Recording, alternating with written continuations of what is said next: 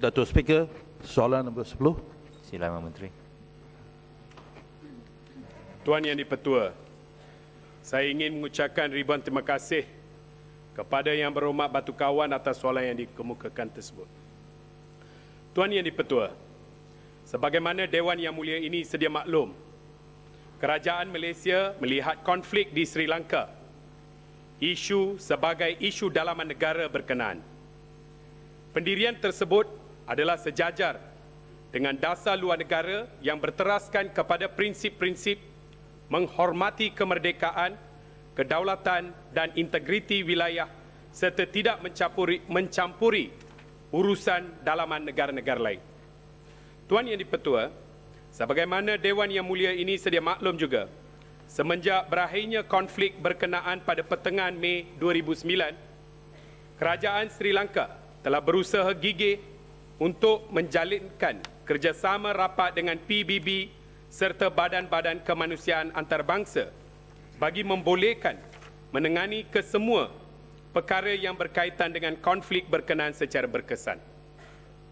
Atas undangan Kerajaan Sri Lanka, Setiausaha Agong PBB Ban Ki-moon telah membuat lawatan ke negara tersebut pada 23 Mei 2009 yang lalu.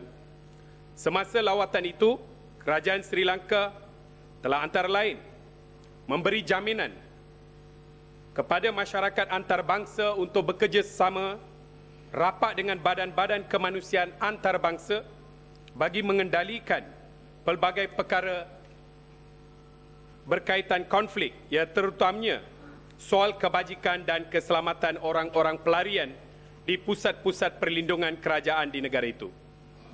Tuan Yang di-Pertua, sebagai langkah susulan, Setiausaha Agong PBB telah mengambil inisiatif menghantar wakil khas beliau mengenai hak asasi orang-orang pelarian ke Sri Lanka pada akhir bulan September 2009.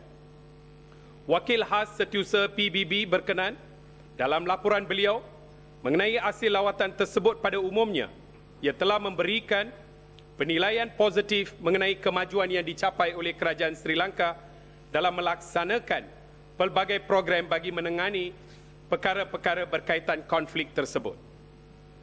Tuan Yang di-Pertua, sebagai negara yang menikmati hubungan baik dengan Sri Lanka, pihak kita sentiasa menyokong usaha-usaha Kerajaan Sri Lanka menangani sebaik-baiknya perkara-perkara berkaitan konflik tersebut selaras dengan persetujuan dicapainya dengan PBB pada bulan Mei 2009 yang lalu, serta juga resolusi sesi khas ke-11 Majlis Hak Asasi Manusia PBB di Geneva pada 26 Mei 2009. Kerajaan Malaysia yakin berkat kesungguhan serta sokongan berterusan PBB, Kerajaan Sri Lanka berkeupayaan menangani kesemua perkara tersebut menurut kehendak masyarakat antarabangsa. Sekian. Yang Berhormat Batu Kawan. Terima kasih, ya. Timbalan Menteri Tua. Pada awal tahun ini, kita ada sesi parlimen tergempar untuk bincangkan genosid terhadap orang Palestinian yang dilakukan oleh satu rejim kuku besi di Timur Tengah. Dan saya sendiri berhujah dalam sesi tergempar tentang masalah Palestinian. Akhir sekali, saya minta Menteri Luar, bekas Menteri Luar, supaya kita dibenarkan, parlimen dibenarkan mengadakan satu sesi untuk membincangkan masalah orang Tamil yang telah dibunuh ribu-ribu oleh kerajaan Sri Lanka. Masa itu mungkin saya faham, menteri ini kata mungkin dia akan timbang. Saya minta kerajaan supaya kita adakan satu sesi parlimen yang tergempar untuk bincangkan pembunuhan, genosid terhadap orang Tamil seperti yang kita bincang masalah orang Palestinian. Saya perlu jawapan daripada timbalan menteri. Terima kasih.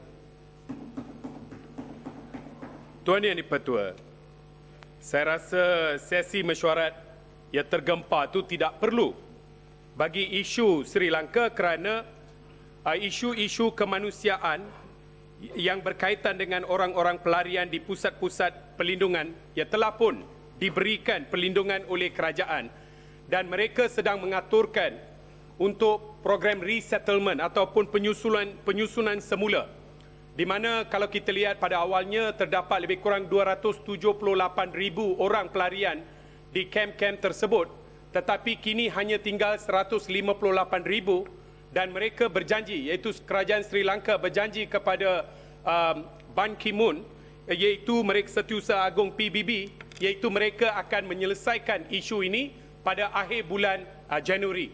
Sekian.